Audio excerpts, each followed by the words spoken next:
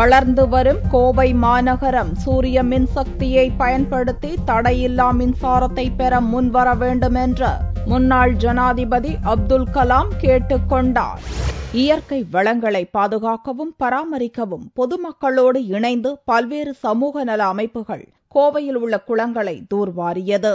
குளங்கள் தூர்வாரும் பணியில் ஈடுபட்டவர்களுக்கு நன்றி பாராட்டவும் பசுமை பஞ்சாயத்து திட்டத்தை துவக்கி வைக்கவும் முன்னாள் ஜனாதிபதி அப்துல் கலாம் கோவை வந்தார். முன்னதாக உக்கடம் பெரிய குளத்தின் கரையில் கலாம் மரம் நடும் நிகழ்ச்சியில் கலந்து கொண்டார். பின்னர் கோவை திருப்பூர் மாவட்ட பஞ்சாயத்து தலைவர்களிடம் மரக்கன்றுகளை வழங்கிய அப்துல் கலாம் பசுமை திட்டத்தை சிறப்பாக செயல்படுத்திய பள்ளி மாணவிகளுக்கு பரிசுகள் வழங்கி பாராட்டு தெரிவித்தார்.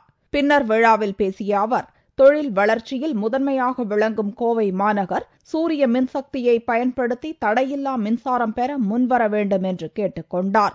இதன் மூலம் தொழில் துறையினருக்கு கூடுதல் மின்சாரம் கிடைக்கும் என்றும் அவர் குறிப்பிட்டார். இந்நிகழ்ச்சியில் கோவை மாநகர மேயர் வேலுச்சாமி, சுற்றுச்சூழல் ஆர்வலர்கள் மற்றும் பள்ளி கல்லூரி மாணவ மாணவியர்கள் பலர் கலந்து கொண்டனர்.